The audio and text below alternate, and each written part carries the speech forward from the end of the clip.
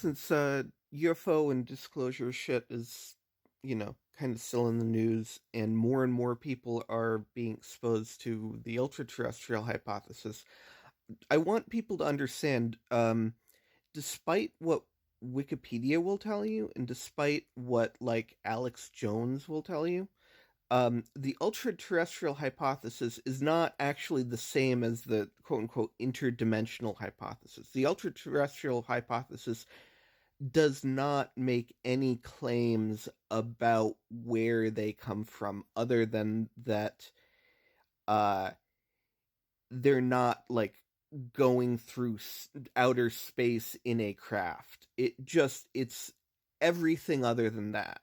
So any model of UFO contact where they're non-human intelligences but did not arrive through a conventional spacecraft, is the ultra terrestrial hypothesis. So this includes, on the one hand, yeah, it does include, oh, people are coming, things are coming through, not people, right? Things are coming through portals from another dimension. That's part of it.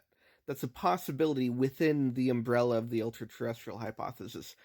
It also includes things like the Neanderthals didn't die out, and all the UFO encounters that we see are actually like secret Neanderthal technology. That would be like another example. So just not to get on a tangent, but like there's this idea that like fairy encounters uh, are UFO encounters, which also are like encounters with non-human hominids who are just regular things involved on Earth, but have some capabilities that we don't quite understand, maybe like camouflage capabilities or something. Um, my personal favorite variation of this is there's some intelligent creature that has some sort of defense mechanism that causes us to hallucinate. Because actually that fits with the evidence a lot better. That like, oh, there's uh some creature that is fucking with us to make us hallucinate because of the way that in UFO encounters there's always some components that are clearly shared, but then even though we can't really explain how they're shared, and then other components that are not shared, even though me and Bob were standing right next to each other when we were abducted, but I thought the craft was green and he thought it was purple, right? Or I thought it was a triangle and he thought it was a circle, right? That's not the kind of mistake that people who are seeing the same thing make.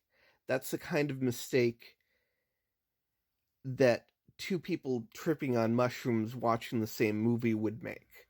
Um, which is to say, they're getting some kind of input, but then something else is causing them to imagine more. And honestly, anybody who discounts that element of contact lore because it makes people seem crazy, or makes the phenomenon seem less likely or whatever, don't trust them, because they're just kind of they they're they're ignoring strong evidence in favor of like PR. So like fuck those people. And that includes like all of MUFON. Fuck MUFON for other reasons, right? MUFON is like like shielding white supremacists, uh, which is why like a lot of the UFO, like the serious UFO researchers who are like good people, have like avoided joining UFON the past decade or so, or have left. Is that anyway? This was a ramble, but yeah, if you want to actually understand what the what the UTH is about, read Passport to Begonia, read Mothman Prophecies. Because those books will explain it to you, and uh, the YouTube videos are more likely than not just gonna give you an incorrect perspective on what these scholars are saying. Well, Kill was a journalist, not a scholar, but Vallée is a scholar. Okay.